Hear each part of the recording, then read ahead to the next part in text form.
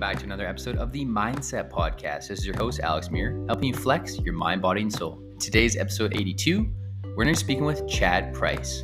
Chad Price is the founder of Kettlebell Kings and Life Grows Green, hemp and cannabis advocate, athlete, and serial entrepreneur. And please welcome Chad Price to the podcast.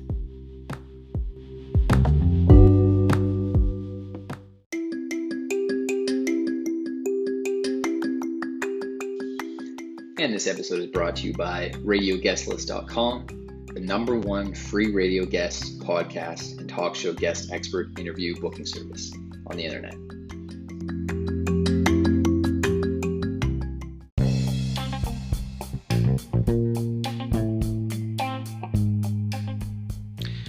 This episode is brought to you by PodcastGuest.com, connecting podcasters with great guests. Podcasters. Find relevant experts and other podcasters to be guests on your podcast. Experts, guests, and more. Get booked on great podcasts to expand your reach and audience. PodcastGuest.com connects podcasters with experts, authors, and other podcasters to be guests on their podcasts.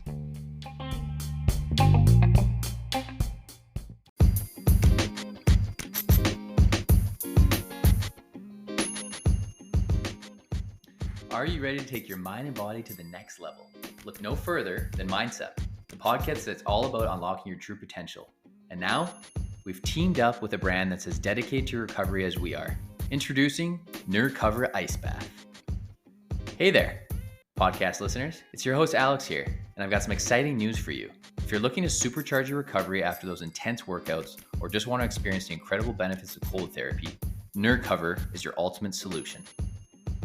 Picture this, you've pushed your limits and now it's time to treat your body to the rejuvenating power of an ice bath.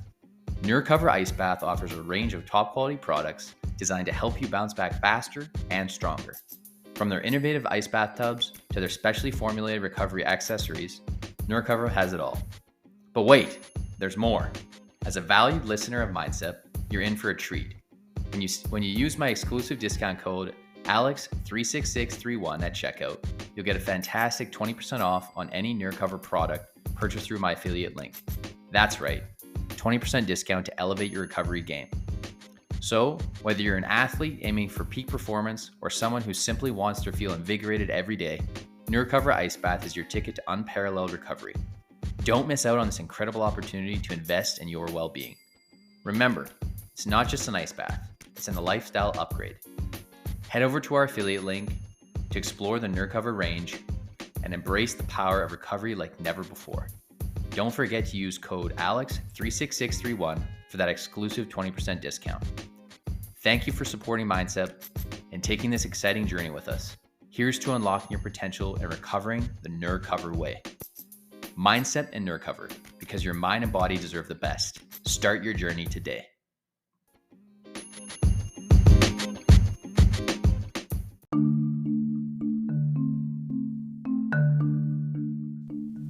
Disclaimer. All information provided by Alex Muir is of general nature and is spoken from Alex Muir's and his guests' personal experiences and personal opinions on the topics related to fitness, health, and education only. No information is to be taken as medical or other health advice pertaining to any specific health or medical condition. You agree that use of this information is at your own risk and hold Alex Muir harmless from any and all losses, liabilities, injuries, or damages resulting from any and all claims.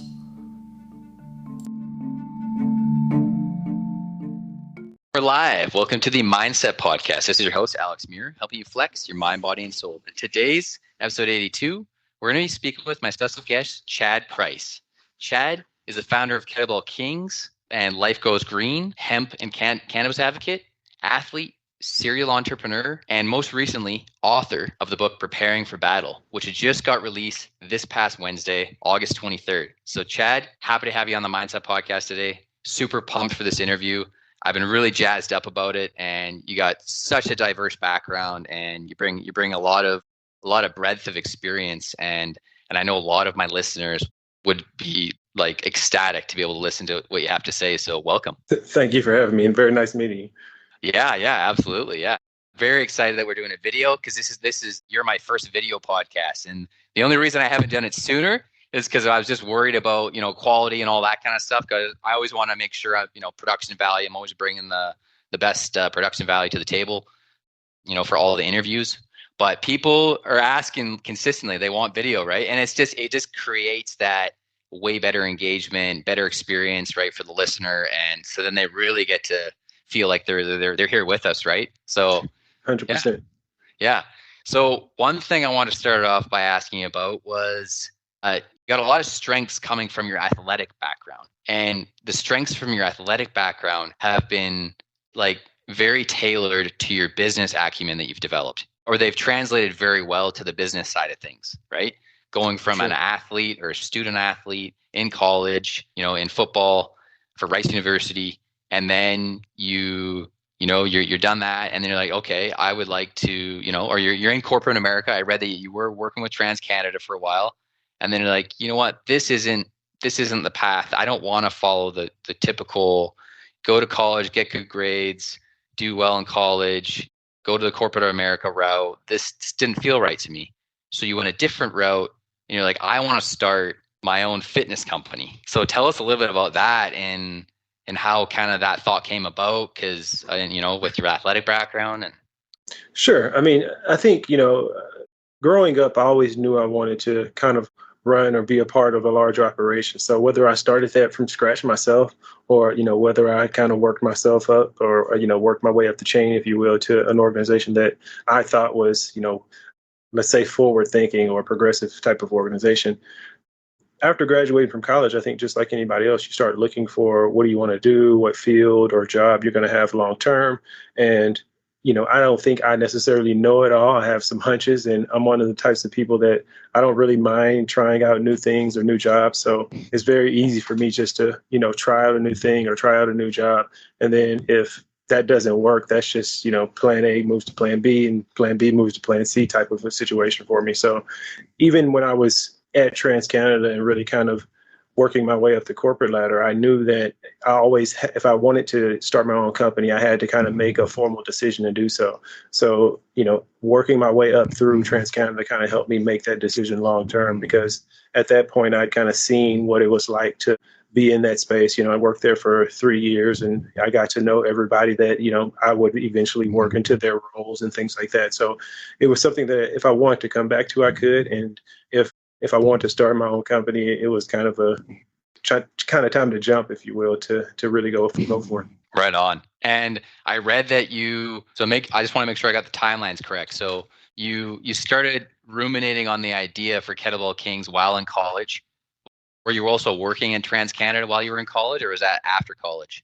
So after college, I worked quite a few different jobs. I worked in construction, worked in sales, worked for quite a few different kind of sales, different roles, outdoor sales, indoor sales, and selling internet. So I kind of got a kind of a hardcore sales crash course right out of college. I was hitting 50 doors a day and 150 calls, 200 calls a day on top of that. So that kind of helped me calibrate myself for what's expected in this type of circumstance. And then I moved into construction. From construction, which was probably my favorite career that I was in, I moved into oil and gas, and from oil and gas, that's when I decided to start Kettlebell Kings. Even when I was in college, I knew I wanted to start a company, and I would joke around, or you talk with buddies after, what are we going to do after college? Who's going to start a company, and try to start making those alliances or networks, if you will. But I never really knew exactly what it was going to be until I formally made that decision while I was working. Right on. And have you always had a passion for like bodybuilding or weight training? Because it's always been part of your training regimen for football and stuff like that. Have you always had kind of your own routine or followed a routine or? Well, I mean, I think it's just kind of bringing, I grew up in a small town, South Texas. So when you grow up there, it's not a lot to do. This is even pre-internet age we're talking about, makes me to say that. But, there was no social media when I was a kid, and my recreational time was spent outdoors playing sports. So, growing up, I played basketball, baseball, soccer, track, tennis, pretty much every sport that was available, I played it. In high school, once I didn't start even playing football until high school. And once I got there, it was a lot more kind of forward thinking. And I realized, I could earn a scholarship and maybe use this to catapult myself to, next levels. And it was more than just football for me, even coming from, my small town. I really wanted to set myself up for an education or an intellectual journey that will prepare me for starting my own business or becoming part of this huge business operation that I always envisioned myself being part of. No, absolutely. And one of the other questions I want to ask you was, how do the qualities like discipline, teamwork, and resilience that an athlete possesses translate into success as an entrepreneur or a business owner? I mean, I think it translates beautifully, especially physical sports like football or just, contact sports. I think it teaches you how to overcome pain, how to overcome adversity, how to deal with adversity and keep going. It really allows you to simulate a lot of battles that you'll have in the business world in more of a physical situation, but it's still, you using your mind and your strategies to overcome obstacles. And I think that's what an entrepreneur has to do every day, more than trying to, gorge yourself on information that you think is going to help you. I think it's more of the resilience mindset that you have and going after your goals and keeping focused on that long term. Yeah, you go from reps in the gym to reps in, doing calls or cold calls or there meetings you or So exactly. I totally get you. Yeah. So for me, I just, it translates very well. I feel like I have to put in my practice for the day. I have to, if I'm not practicing, I'm not getting better. And I've always kind of done that with whatever sport I've been training. And now when you can kind of overlap your passion with your business, it makes it a lot easier. So for me, having a fitness company did make it easier. But at the same time, when I started the fitness company, I started a nail salon, for example. And I did that just because I wanted to create cash flow while I was growing and developing this brand. But I was still just as passionate about it. It's just a different type of passion. So even though I might not have passion for the actual nails themselves, it's, the passion of building the community, is the competitive nature of all of the rest of the nail salons in the area. How can I use these ideas to overlap my other business ventures and things like that? So, I try to make a sport or make a practice out of everything I'm doing so I can get better at it. No, for sure. And for your mindset surrounding, or the mindset in general for managing multiple businesses, because it could be, right, multiple different hats because you're in different industries. Managing multiple profitable businesses requires a specific mindset. Can you share the key elements of that mindset and how you've cultivated it in your own journey? I mean, I think it's a lot of self-awareness. I think everyone has their own approach to solving problems. Not every solution that I have or I've taken has been successful, and not every solution would work for everyone. So, for example, I know that I'm very good at getting teams to perform better and motivating teams and building teams and things like that. Whereas some people are more loners, and they may be better for you just to go handle that situation versus trying to rah-rah the team together around it. So I think sports and having the ability to kind of assess where you are and what will actually get the job done taught me that really early. I saw coaches coach kids different ways, and I was one of the kids that realized, okay, he yells at this guy to motivate him, but he kind of pampers this guy somewhat to motivate him. And I've always kind of loved that mental, chess game of trying to just motivate people to get the job done and not really caring about how it is you got there, but just can you successfully get it. Yeah. And I like how you talked about some people need tough love and some people need pampered love to get it done. Yeah, exactly. So, because I feel like for like myself, I don't do well in the tough love approach because I'm already mega critical to myself. So anytime I make an error or a mistake, I'm like, oh my God, like I'm just beating myself up about it. So when other people beat me up about it, it's like I'm getting like hammered twice. So I'm just like, yeah. So I've learned from that. And I'm like, you know what? Like I just gotta, what I've had to do is learn how to just be more mindful and, like you said, develop that awareness. But also I use a meditation practice to just help calm down the mind because, I've always have that personality where I got a lot of energy, but can get very distracted sometimes. So the meditation and then, like you said, fitness,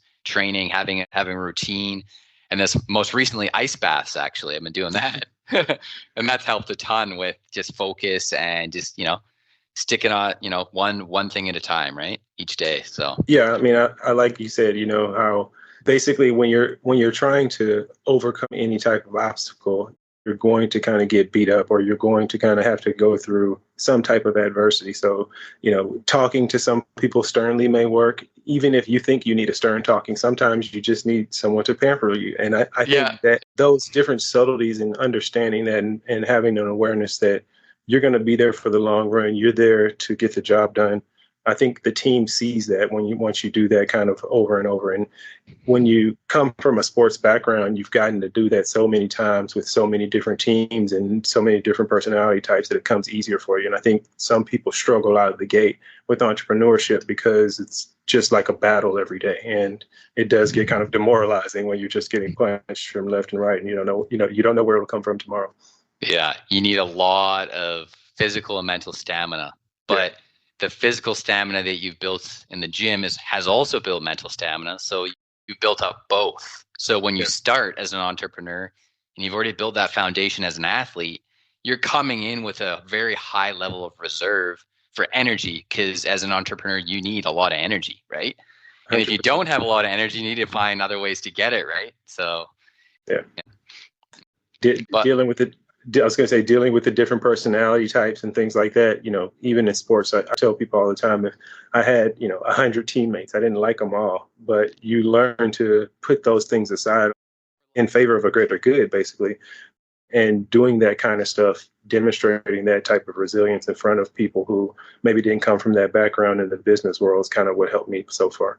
No, definitely. But at the same time, when you're with a team and you're trying to motivate the team, you're all trying to get to the same goal as an organization, right? And it's all about that cohesion and that just like trusting that they'll find the way, and then helping just guide them, more of a guide than like a silent leader, right?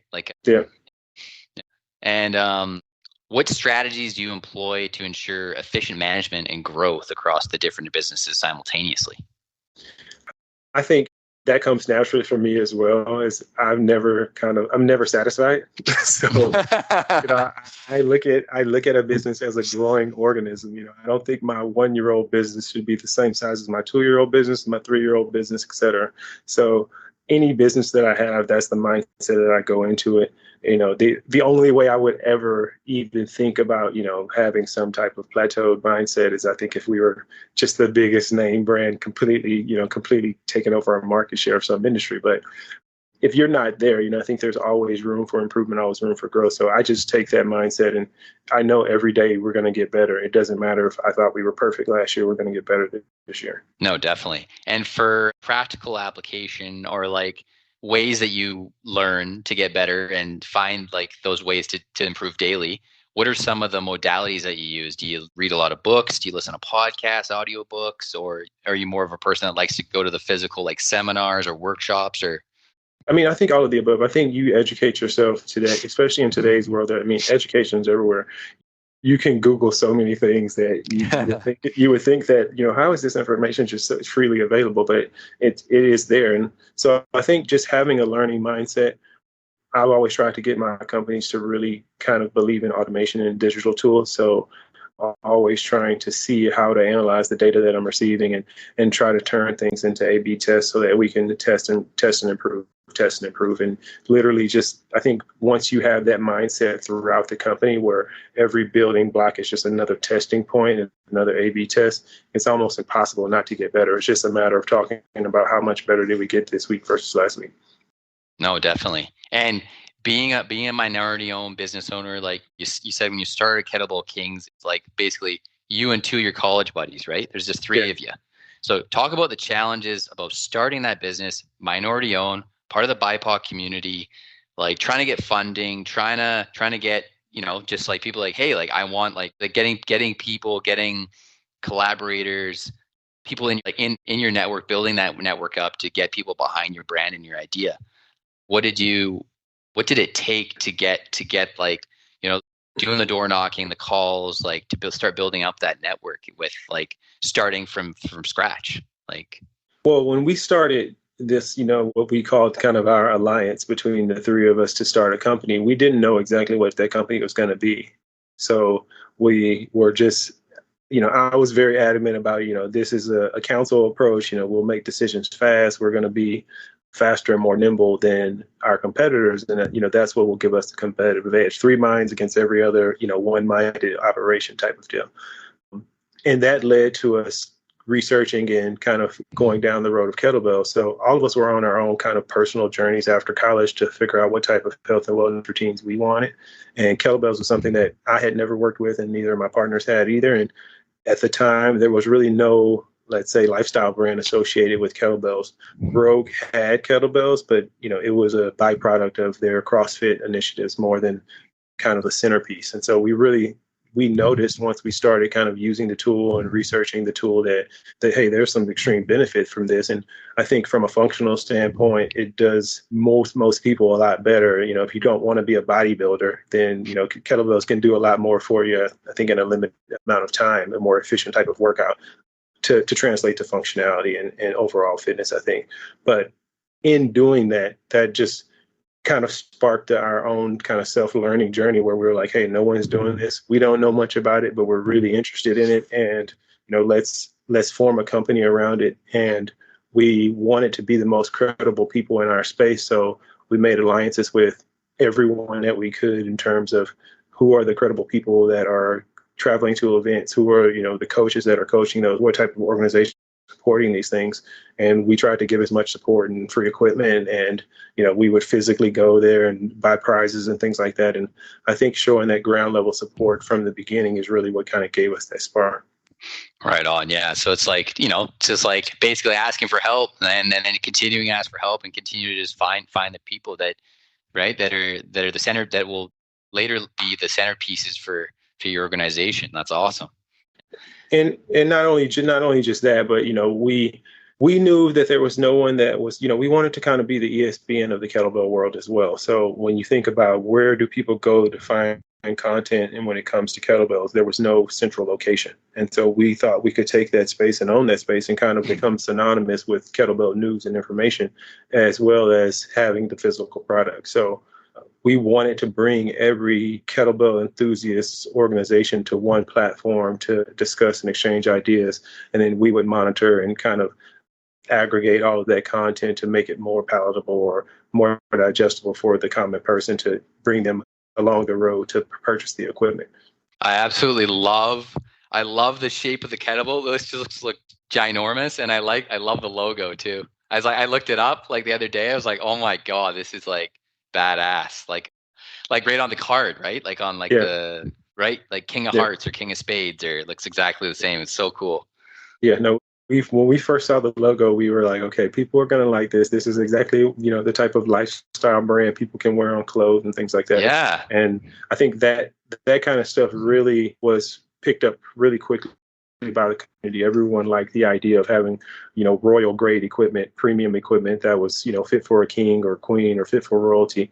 And, we really just tried to put that theme throughout our customer service experience, throughout the content that we had, and really try to bring the community together as, let's just highlight the kettlebell in health and wellness, and all of the other, cultural differences and social differences. Let's put those aside and focus on this for now. Yeah. Yeah. I like everyone, like, especially nowadays, a lot of people can get behind kettlebell training because like I just got one actually from Walmart, like an adjustable kettlebell, 10 to 40 pounds. I think I got it like this past December. Mm-hmm. You can get so many workouts with that thing. Like, yeah. And like you said, a fraction of the time, 15 to 20 minutes, like do Tabata style or HIIT style, and you're in and you're out. But it's like such a good overall full body functional training session, and you feel great. Yeah. You don't know how many people, talk about like, I can bring so many more groceries in, or I can carry my kids, or, people get those things where it's, yes, you can actually physically do things better now because you've been training with this tool. And, if you're just going and you don't really lift a lot, and every time you go, you're doing some static bodybuilding lift, it doesn't necessarily translate as fast or as functional as you would like sometimes. Yeah, you're building that full body, like fortress, right? Like all the way around. So it's like kettlebells are amazing for that. Now, you touched on a little bit about utilizing digital tools in modern business. So in the beginning, did you and your partners, did you guys have like a kind of a social media strategy that like started off, because social media was starting to kind of be at the forefront, and then you're like, okay, we got to start, because of the kind of brand we're trying to build. Did you guys have access to those tools? Yeah, because it started in 2013. So, Instagram, Facebook, YouTube. Was there one specific platform that you guys wanted to pick, or did you kind of dabble in them all? Or yeah, we were there for the glory days of social media when when clicks were cheap and and leads were cheap. All you had to do was have a good lookalike audience, and you were a winner. But yeah, no, we were, when we first started, we still remember how many people were like, how are you going to have a kettlebell company with no facility? And it's like, well, this is a digital brand. This brand exists more than just in one physical location. It's a community of people that lives and grows and can kind of be anywhere all at once. And I think that having that mindset forced us also to look at digital tools as connecting that universe. So we really tried to think about the user experience of when someone's searching online, how do they then find enough information that makes them comfortable with purchasing from us? So part of that is lead generation, where we're having campaigns where there are no sales pitches whatsoever. This is strictly lead generation, trying to capture what type of content do people want? Do you want to receive free workouts? Do you want to receive, fat loss tips? Whatever topic we may have, we'll run campaigns, test them against each other to see which ones bring in the most leads, segment those lists, and then we'll continue to build that list over sometimes 60 to 90 days before we'll even start pitching a sale. And having that kind of content focused approach gave us so much content that then we could feed to that list. So we were aggregating the content from so many different sources that, we almost had an unlimited amount of content that we could serve to people. It's just, what's your favorite type of content? That's really the real question. What type of content is going to make you most comfortable actually purchasing a piece of equipment and starting to work out? And that just became a, segmenting exercise of all of the leads we were brought in. So I would say 90% of our things was just lead generation. Maybe 10% would go towards, direct sales and brand awareness and things like that. Right on. And would you guys be in any of the ads, like doing like sample of a workout, or would you hire out models for that? So, we thought about that. Like, do I want to be the kettlebell king, or do we want the brand to be the brand? And we definitely wanted the brand to be the brand. We didn't want the brand to have a particular face. Yeah.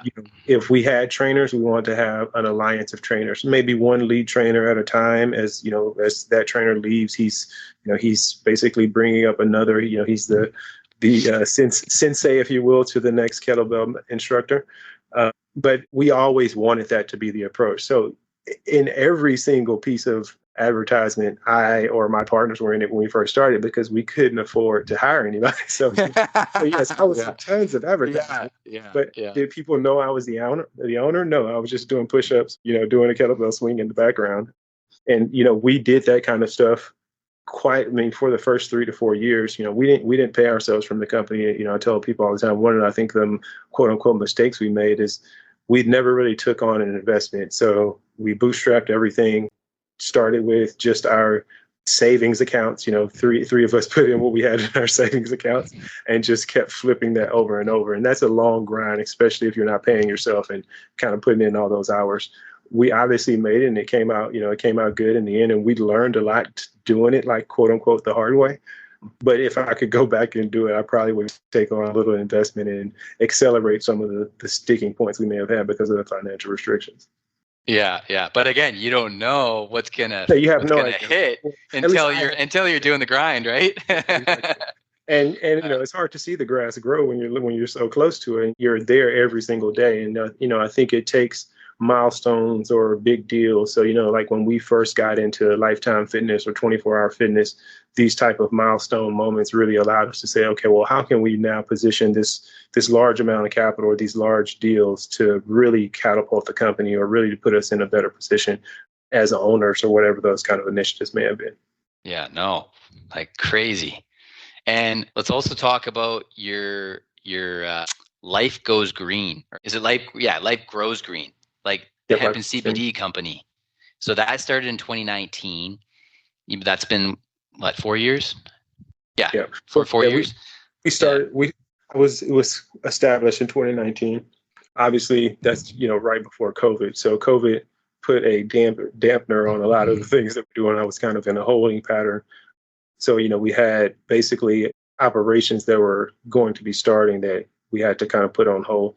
But as the company's developed, and what it always was, I think people see it as, and rightly so because of our current product lineup, as a hemp and CBD company. But I think I envision it more as a natural lifestyle company or a natural product company, where, I think one of the things on the journey with Kettlebell Kings I wasn't really able to tap into like I wanted to is replacing or giving people's options to replace any products that they're currently using that may not be the most healthy choice for them. So whether that's some of the ingestibles and supplements that people take, or, the sheets and the glassware and, the different lifestyle products that you could use a natural solution. And, you're currently, whether through ignorance or through price, using a cheap option. Yeah, no, I really like that because like when we were talking before the interview about sleep, like CBD and hemp are at the forefront of like from, the little bit of research and evidence that is being done, but maybe less evidence and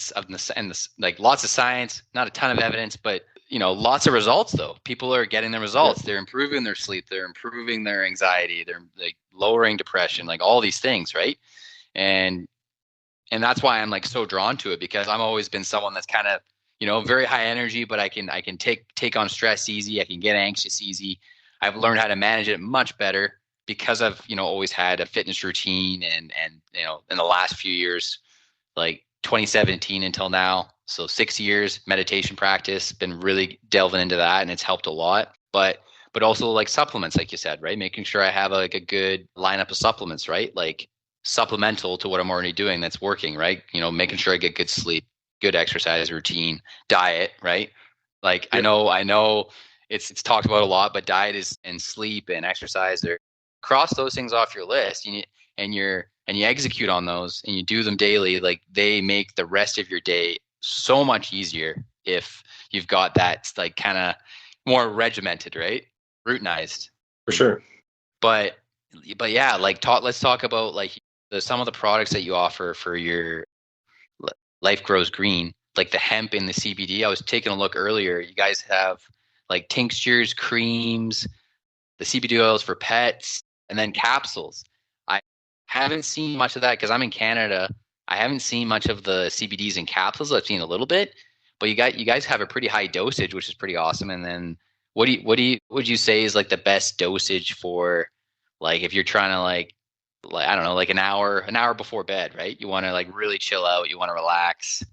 I mean, I tell everyone the same. I think the good thing about these types of products is you can kind of test as little and kind of work your way up without many kind of side effects or anything. So, if you take one of our lower dose capsules and you don't feel like you're getting effects, there's nothing severe that's going to happen to you for taking two of them. Yeah. It's one of the beauties of taking natural products. It's really hard to quote unquote overdose. An overdose for us means that the experience was a little too intense than you would like, not that you went to the hospital or almost died, So I think those risks are a lot different. And so I tell people start slow, start with the recommended dosage on the bottle. I think everyone knows whether or not they are typically a high tolerance or a low tolerance person from, other experiences that you've had. So I usually tell people to stick with that. If you're a low tolerance person, then maybe start a little bit slower. Whereas if you're, a guy or a person that has been known to have a higher tolerance, it's safe as well to start with some of the higher capsules and just try those as well. You can always go down or have them as well. And do you guys ship internationally or just within the US? Currently, it's just within the U.S. and, so even like, I'm glad you mentioned that because that's what I'm working on now. I look at the product lineup as definitely just the beginning and an ever growing type of project that will always have to be expanded on. So, right now I'm looking to grow and expand outside the U.S., not just with those types of products, but with other natural lifestyle products. So I have that kind of section of products where I want, and I have the manufacturers that I like, and I'm really working on building out some of the other products to complement them as well. Right on. And the manufacturers that you have, is it made in the US or is part of it in the US? Or these are made in the US. Yeah, all of these products that we currently have are made in the US, and they all have certificates of analysis, so you can really see kind of down to the most detail that you like, everything that's in the product. And everything that we get, if it's not organic, is as organic as it can be, or is as natural as it can be. Right on. Yeah, because one thing that I think I've tried a little bit of like hemp based CBD oil, or it's like a hybrid. I knew you were going to say that, but yeah. Yeah. But all of them have THC in them, right? Because they can't completely take them out. Because I think on your website it says that broad spectrum is like the hybrid, is it? And then full spectrum is just straight up hemp or straight up CBD. Is that right? Or so you can't theoretically take it all out, but you can get the levels low enough to not be low enough to be tested. And you can do that through strains and other processes. And there are organic processes to do that. So we offer both types. But we have, you can see this clear on there. We have 0 THC as well. Yeah. Because like, does your customers notice any difference on hemp versus just the CBD, like taking either or? Well, I think when people say hemp, a lot of times, because of the terminology and people label things so kind of recklessly in this industry, hemp can be the oil from this actual seed itself, or it can actually be, full spectrum CBD oil. And some people will call that hemp oil because it's from the hemp plant, and that's what you need. So it might have some seed oil in that as well. And I think those are some of the hard parts about really understanding and analyzing apples to apples when you're talking about two different companies or just two different products. So when people search online and they say like CBD product or CBD for sale, you're not looking at apples versus apples. You're looking at completely different products of hemp, quote unquote. And ours are going to be, the actual process that you would use if you were actually doing the plant, or, if you were doing the plant, if you were in a legal THC state, this is the process they would use to make that oil. So our oil is going to be made using a flower that's a CBD flower, extremely low THC. Some of the products we have are 0 THC. Most of them are actually 0 THC, but we have that full spectrum as well, where they're just taking that and as naturally as processed as they can, processing out the oils from it. Right on. Well, you make me want to start my own supplement company because I spend way too much money on supplements. It's hard. I will say it's an addiction. It's an addiction for me, man. Oh my! I was gonna say it's hard to find good ones, and it, like you said, it is an addiction. But the industry is very saturated. So I tell everyone this is one of the most competitive spaces that there is. Whether that's hemp or just supplements in general. It's a very competitive space. And like I say, there's not strict regulation. So it's hard to, if you're making a high quality product and someone else is calling it the same thing and selling it for half the price, but it's not the same thing, it's hard for you to compete with that without just being the bad guy and kind of crapping on everyone else's product. Yeah, no. And that's the same in Canada too. It's not regulated like it should be. And like you look at all the products on the shelf and a lot of them are just garbage. Like a big thing with, I have a buddy that's a personal trainer and he was like working in for this one fitness brand. And he says like a lot of the protein powders are like amino spiked, right? So they say it's 25 grams of protein, but in actuality, it's like more like half that because they just spike it full of the like amino spike it. And then it's like mainly just like carbs, right? So it's like, you're getting really ripped off and you're spending like $60 to $70 or whatever it is, right? For a tub. And you're like, and you think that you're getting your bang for your buck, but you're actually getting like 10 grams of protein. It's like a ripoff. Well, I had an experience with Kettlebell Kings where we ordered kettlebells from a new manufacturer, and you can't really trust when you're getting kettlebells from overseas. You have to always be skeptical, always try to make sure you're doing a quality control as much as possible. Well, we got our first small batch run from this particular new manufacturer, and when we get them, we beat them up. So we literally take them, throw them up in the air, bang them against each other, try to break them on purpose. And we're going through this process, and it actually cracks open like an egg. And inside the kettlebell was the dust and dirt and cigarette butts. And it was literally from the shop floor in China. So they would sweep up the floor, take all of the dirt and grime and whatever, and they would use that as filler. So, they put lead balls in there and then use. Oh my God.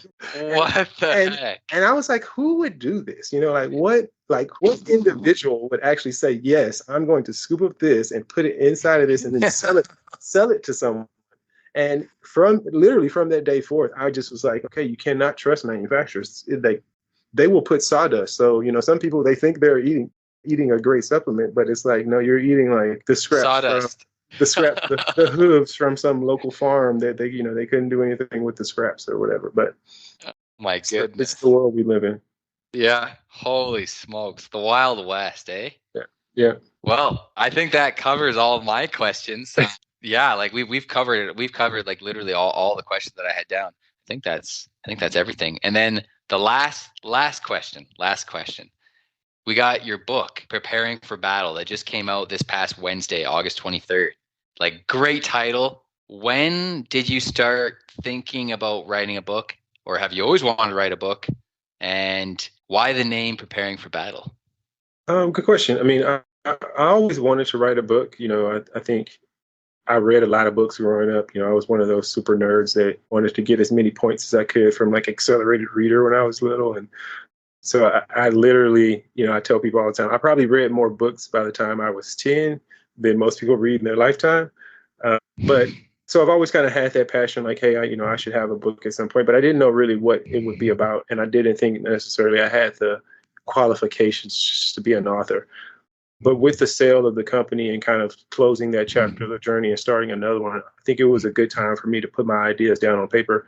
Not to mention, I'm working with my alma mater, with Rice University, and trying to also kind of build out services and helpful educational pieces for people who want to get into entrepreneurship. I think even my book in itself is along that initiative of me trying to help other people prepare themselves for entrepreneurship. I wish when I started, someone helped me mentally get my mind ready for the journey as good as I could. So, I try to give some of that insight to people, and I try to use sports and some of my experiences in sports to help kind of draw those references and make my points. No, for sure. And like, love the book title, and super happy for you. Like, had a tremendously successful career, business, like multiple businesses, amazing brands, and I wish you all but the best. And I would love to have you back on the MindCep Podcast again, Chad. And it's a pleasure interviewing you tonight. First video podcast for MindCep, and many more to come. And I'm aiming to publish our episode here for tomorrow, 6 p.m. Pacific. I'm going to also get an audiogram done up. So like just the audio portion, and then we'll do this video podcast, and then I'll splice it, get some clips done with some captions and stuff. So that'll be awesome. I'll be posting that to Instagram. And then your publicist, Diana, she can share it with all of the social media platforms that you guys used. And yeah, absolute blast interviewing, and I'd love to have you on again. Sounds good. And you were awesome as well. And let me know if I can do anything. Absolutely. Yeah. Appreciate you having on the podcast today, and you take care. Thank you. Bye. All right. The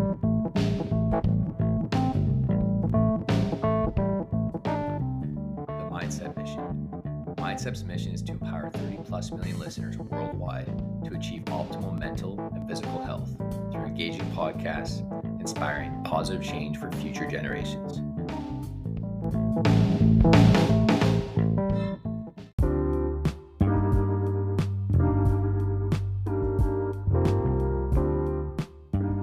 Dear listeners, I thank you all, ladies and gentlemen, for listening to the MindCep Podcast. This is your host, Alex Muir, helping you flex your mind, body, and soul.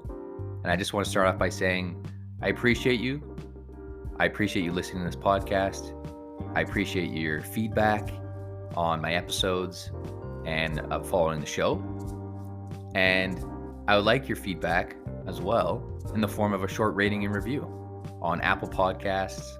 Spotify Podcast now has a rating and review section. So I would love your feedback on Apple Podcasts, Spotify Podcasts,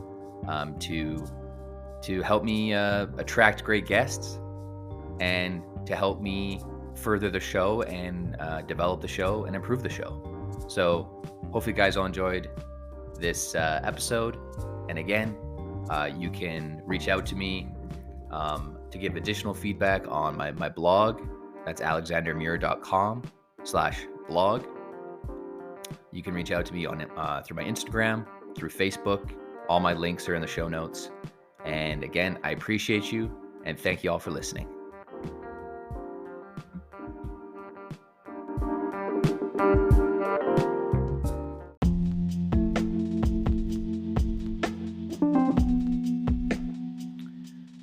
I hope you all enjoyed that special guest series episode brought to you by podcastguest.com and radioguest.com. If you'd like to reach out to me, get to know me, or my guests, you can do so at my blog.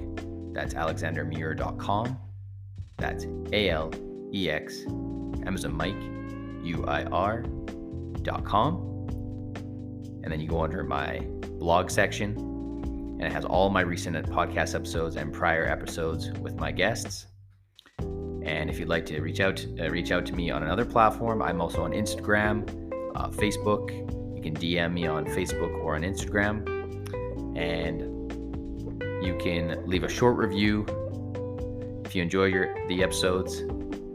Leave 5 stars, rate, review, and comment on Apple Podcasts, Spotify Podcasts, or wherever you listen to podcasts. And I appreciate you all. Thank you all for listening, and see y'all next time.